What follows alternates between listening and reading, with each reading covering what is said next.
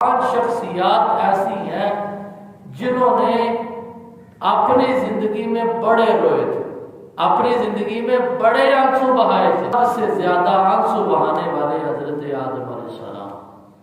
300 سال جب جنت سے نکالا گیا نا ہندوستان کی سرزمین پر، تو 300 سال تک حضرت آدم علیہ السلام روتے رہے ایک خطا پر۔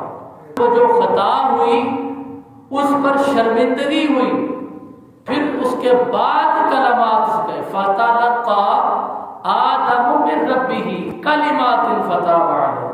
پھر اس کے بعد خطا بھی ہوئی ہے حضرت آدم علیہ السلام سے، اور بھول بھی ہوئی ہے حضرت آدم علیہ السلام سے، لیکن اس خطا پر اللہ تبارک و تعالیٰ نے طریقہ کار بھی بتایا کہ اس خطا کو کیسے میں تمہاری معاف فرماؤں گا۔ تو سنیں، حضرت آدم علیہ السلام سب سے زیادہ روئے۔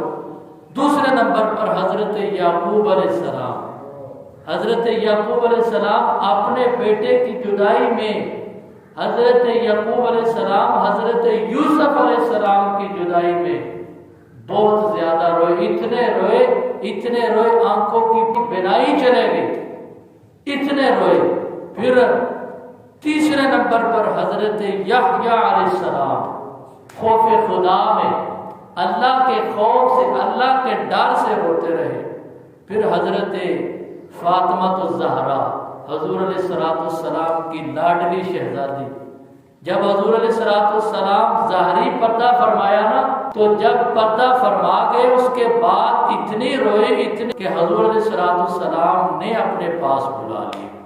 تو میرے بزرگوں دوستوں، وصال ظاہری سے، اس جدائی سے، دیکھیں باپ تھے نا، بیٹی اور باپ کا مرتبہ آپ سب بزرگ حضرات بیٹھے ہیں، بیٹوں والے بیٹیوں والے بیٹھے ہیں، اس جدائی کا جو ہے نا صدمہ کوئی ہی برداشت کرتا ہے۔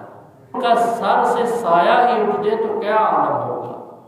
تو میرے بزرگوں دوستوں، یہ موضوع نہیں ہے میرا، بتانے کا مقصد ہے کہ 5 شخصیات ایسی ہیں جنہوں نے بہت زیادہ روئے، بہت زیادہ روئے۔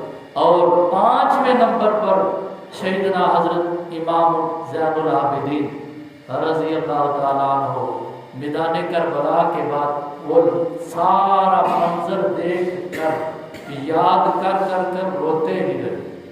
تو پھر بھی سب سے زیادہ ان شخصیات، ویسے بھی 4 شخصیات بڑی روئی، لیکن پھر بھی ان سب شخصیات سے بڑھ کر جو روئے تھے وہ حضرت آدم علیہ السلام، کہ 300 سال اس بات پر روئے کہ یا باری تعالیٰ مجھ سے خطا ہو گئی۔